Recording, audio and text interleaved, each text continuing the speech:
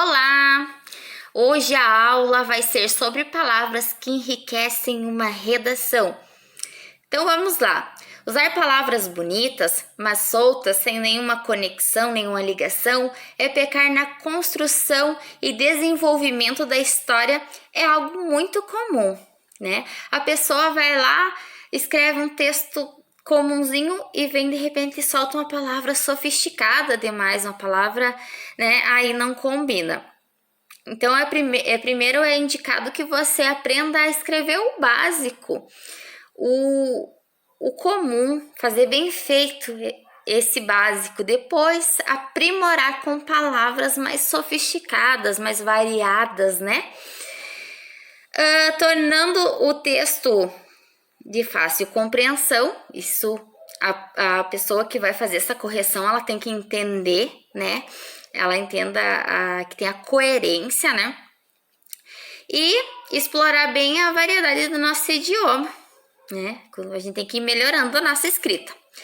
Podemos usar também palavras de transição que demonstram um rico conhecimento sobre a língua portuguesa. E existem algumas palavras entre elas que podemos citar, que são bem usadas, né? Mas que também não tem aquele ar feio, que não pega bem, falando mais popularmente. De acordo com, por outro lado, em síntese, antes de mais nada, sob o mesmo ponto de vista, ademais, né?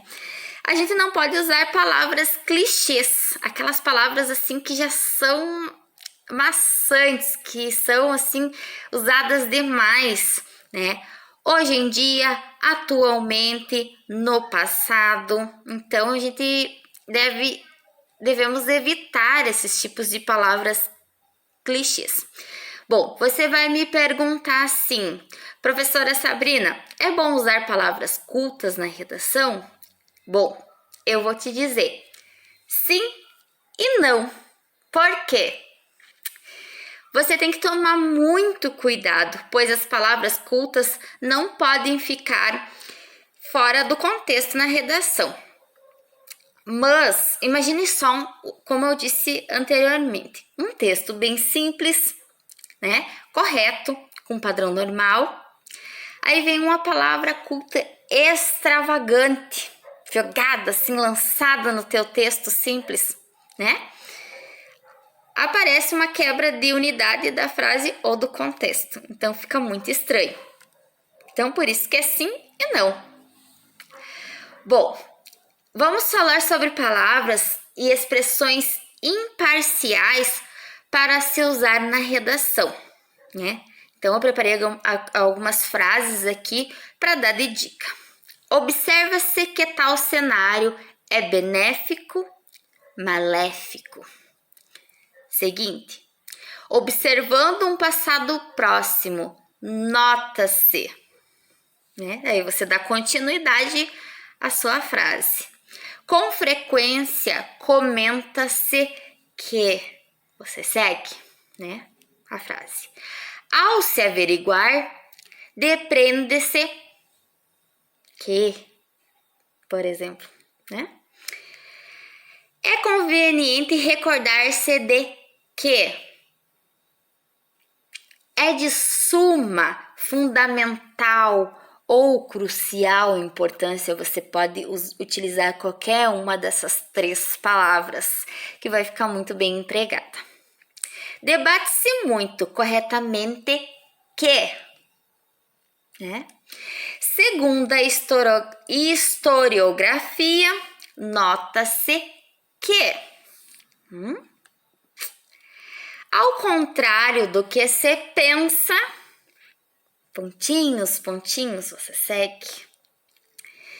Argumenta-se favoravelmente, contrariamente, pontinhos. Não obstante, é preciso,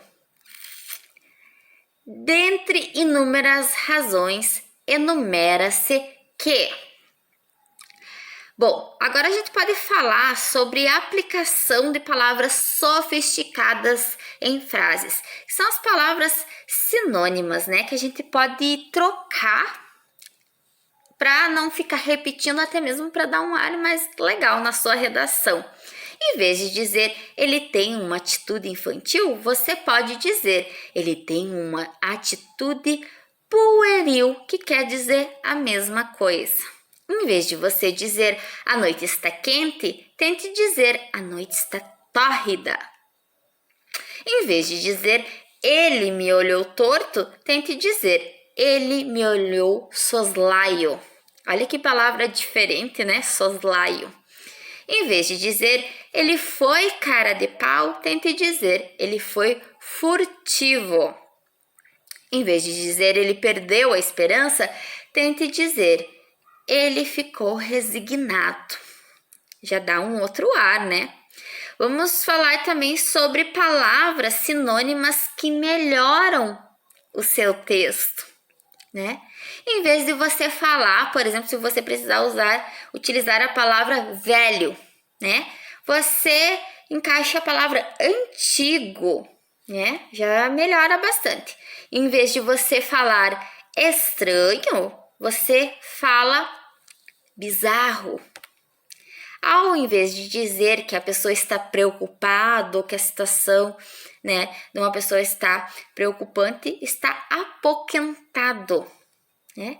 Em vez de falar feliz, jubilante. Ao invés de dizer que está com medo, aterrorizado. Em vez de você falar sério, tenta encaixar a palavra solene. Em vez de dizer irritado, encaixe a palavra furioso. Em vez de dizer com fome, tenta encaixar a palavra faminto. Em vez de dizer que uma pessoa é feia, tenta encaixar a palavra horrendo. Em vez de dizer brilhante, tenta encaixar deslumbrante. Olha só como muda, como melhora a nossa forma de escrever com novas ideias, né? Bom, as dicas de hoje eram essas. Espero ter ajudado de coração mesmo e que cada vez a escrita de vocês melhore assim muito mesmo. Até a próxima. Beijo!